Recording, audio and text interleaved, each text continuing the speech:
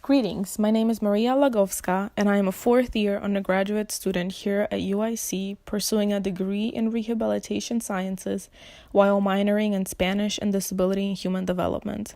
I hope to become an occupational therapist in the future and provide occupational therapy services in 3 languages, Polish, English, and Spanish.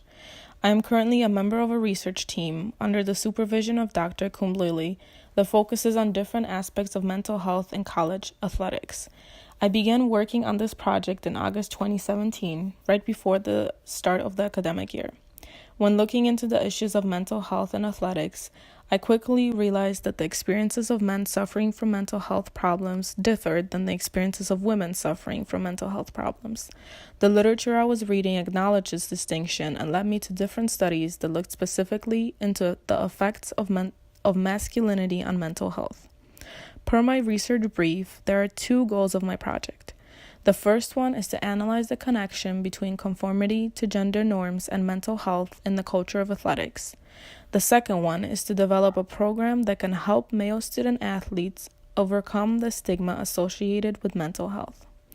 Before I began my research, I reflected on my own experiences as a college student and realized the enormous amount of pressure and stressful transitions that each college student has to go through. Student athletes, however, do not only have to face the demands of their classes, but also of their sport, which can put an extra pressure on their mental health. Due to this, I began researching broadly about mental health and athletics. I found many articles that focused on the idea of masculinity in sports. This sparked my interest since mental health in men is not a commonly discussed topic. As I decided to research the idea of masculinity in sports, I only focused on the male collegiate athletes.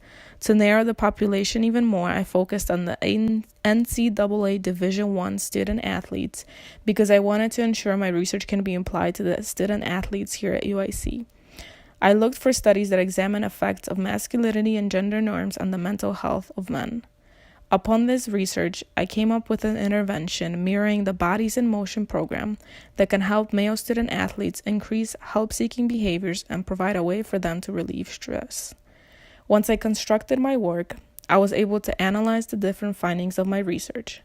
In comparison to women, men tend to seek less help when confronted with different mental health problems, such as depression or substance abuse. This comparison simply talks about men in general who are less likely to get help when needed. However, this changes even more in men who play sports. As shown in my PowerPoint, a key finding in my research is that high conformity to masculine norms can actually increase psychological distress and decrease the tendency to seek help in male student athletes. Because the culture of athletics has always portrayed sport players as manly, men experience constant pressure to conform to masculine norms and exhibit these manly characteristics. Traditional male gender role consists of characteristics such as success and achievement, independence and self-reliance. If male athletes do not conform to these norms, they often face stigma, which creates a barrier for them to seek help. Athletes thus are more susceptible to psychological distress and risky behavior if they strongly adhere to these masculine norms. This phenomenon can be described by the gender role conflict theory, a psychological state where gender roles have negative consequences or impact on a person or others. Based on my findings, one of the possible ways to intervene is to help male student athletes develop help-seeking behaviors, which are fundamental to their mental health and well-being. The sources used in my research were mostly from scholarly articles. Some of my data and ideas came from research published by the NCAA, as well as from a representative from the NCAA when our team visited the NCAA headquarters in Indianapolis. To show how my research can be applied, I have developed a program that is mirroring the Bodies in Motion program. Bodies in Motion is an evidence-based program that was developed by Dana Volker and Trent Petrie in order to support positive body image in collegiate athletes.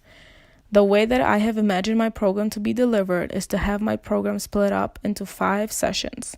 The first session would be a 35-minute orientation, then the following 4 sessions would be 90 minutes each. The orientation session would consist of a brief introduction of the topic of masculinity in connection to mental health. Male student athletes would introduce themselves and get to know each other through different icebreakers. To finish the session, the topic of confidentiality would be discussed to ensure athletes are able to comfortably speak about their experiences. The first session would start with a discussion of mental health problems that arise from daily pressures set by gender norms in athletics. Athletes would be able to share their experiences of what being a male athlete means to them and the expectations that come along with being a male athlete. As well, athletes would be able to share how these experiences affect their mental health. The second session would focus on redefining the masculinity concept. Since the concept of masculinity has strongly defined boundaries, this session will try to expand the definition of masculinity by realizing that being masculine is also having the strength to admit to having mental health problems. The third session would provide student athletes with practices to relieve mental stress, such as meditation and breathing exercises. The final session would encourage student athletes to use learned skills in managing mental health so that they can boost their performance. The idea for the delivery of this program is to have it delivered to student athletes by the SAC members, as student athletes would feel more comfortable talking to other student athletes in comparison to professionals. SAC members would become trained and would later pass on this information to their fellow student athletes. Implementing this program would possibly help increase help-seeking behaviors and allow male student athletes to start a conversation about mental health in men.